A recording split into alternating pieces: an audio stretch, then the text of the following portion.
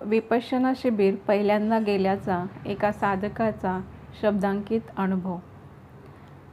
त्या ठिकाणी मनाला चार्ज करण्याशिवाय माझ्याकडे काहीच नव्हतं. करण्यासारखं काहीच नसल्यामुळे अगदी खोळवल्यासारखं व्हायचं. मग वेळ काढायला खुर्चीत बसून खिडकीतून दिसणारे झाडांची फांदी पाहत बसायचे. खरं तर आर्यमौन याने मोडते. सतत कशात तरी मन रमवायची सवय लागलेल्या मन आणि शरीरासाठी हा एकटेपणा अक्षरशः अंगावर यायला लागतो. काहीही न करता स्वतःसोबत बसून राहणं किती अवघड आहे हे उमगायला लागतं. तिसऱ्याच दिवशी काहीतरी आतून तुटायला लागलं. काही कारण कळेना. एखादी जखम उघडी केल्यावर आतलं सगळं दूषित रक्त वाहू लागतं तसं काहीतरी मनाच्या पातळीवर जाणवू लागलं. निचरा होत असल्यागत. खूप विलक्षण अनुभव. कपड्यांचे 7-8 जोड नेले होते. तिथे लॉन्ड्रीची सोय होती, पण उन्हाळ्याचे दिवस असल्याने रात्री धुतलेले कपडे दुसऱ्या दिवशी सकाळी वाळायचे. कोणीच कोणाकडे पाहत नसल्याने किंवा बोलत नसल्याने आपण काय घातले आहे याची कोणालाच फिकीर नव्हती.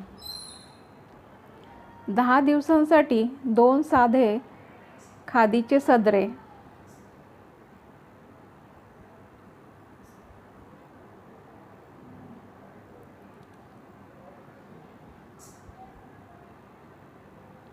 आणि 2 सुती विजारी एवढेच कपडे वापरले गेले. बाहेर पाहणं कमी करून आत पाहायला लागलं की लक्षात येतं की आपल्या गरजा किती कमी आहेत.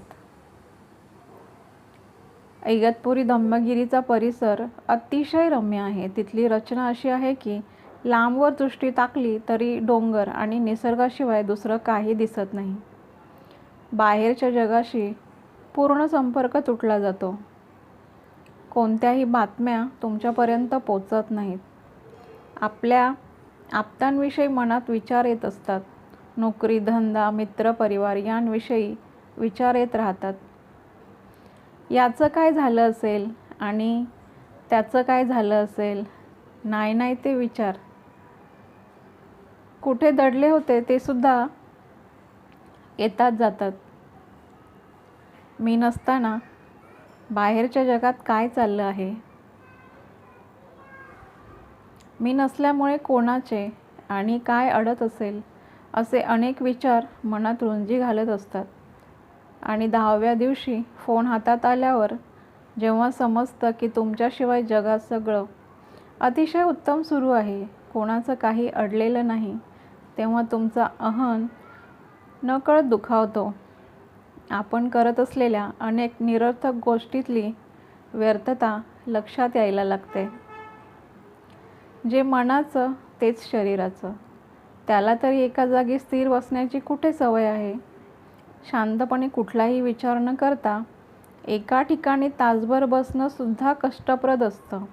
म्हणजे चित्रपट किंवा क्रिकेट सामना वगैरे आपल्या आवडत्या गोष्टी करायला आपण तासनतास एका जागी बसू शकतो. पण मनात काहीही विचार न आणता शांतपणे एका ठिकाणी बसायचं म्हटलं की शरीर बंड करून उठतं. रोज जवळपास 10 तास ध्यान करायचे. मन स्थिर करण्यासाठी आपल्या श्वासांचीच मदत घेऊन त्याकडे साक्षीभावाने पाहत राहायचे. सायंकाळी गोयंका गुरुजींची रेकॉर्डेड प्रवचने असायची. विपश्यनेविषयी आपल्या मनातल्या अनेक प्रश्नांची उत्तरे त्यात मिळत असत. अत्यंत मधाळ आणि भारदार आवाजातली या प्रवचनांची रोज ओढ लागलेली असायची.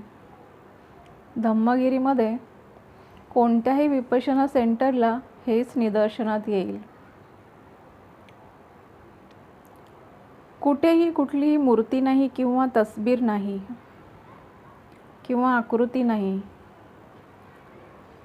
पागोडामध्ये तरी एखादी मूर्ती असेल असे वाटले होते, तर आत गेल्यावर समजले की तिथे कुठलीही मूर्ती नसून केवळ ध्यानाची शून्यागारे आहेत. त्या शून्यागारातल्या अंधारात शांतपणे बसून ध्यान करण्याचा अनुभव